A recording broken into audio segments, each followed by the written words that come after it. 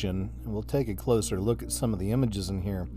As I said earlier, man, these people can't help themselves. There always has to be a demon, a devil, something disgusting, something Luciferian, something to do with the occult in all of their artwork, and this one's no different.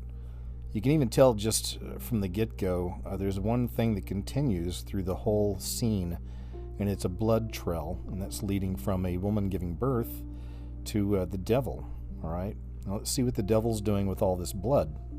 So here's a closer image, and we can make that a little bigger and bring that in right here, and here's the devil, and it looks like he's drinking in the blood, and then maybe dispersing the blood into these little containers.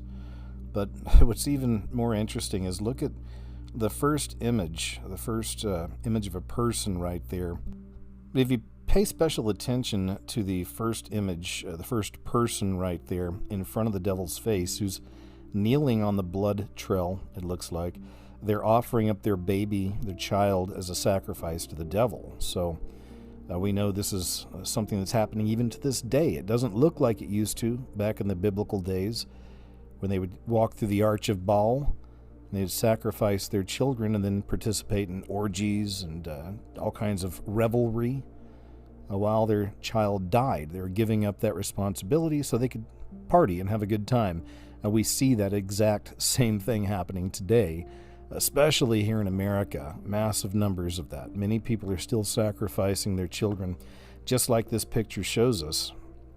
A little further down the blood trail, we find this businessman drinking something red. So is it wine, or is it the blood drinkers? The blue bloods are blood drinkers. You know, is it a reference to that, to the Adreno stuff, if you know what I mean?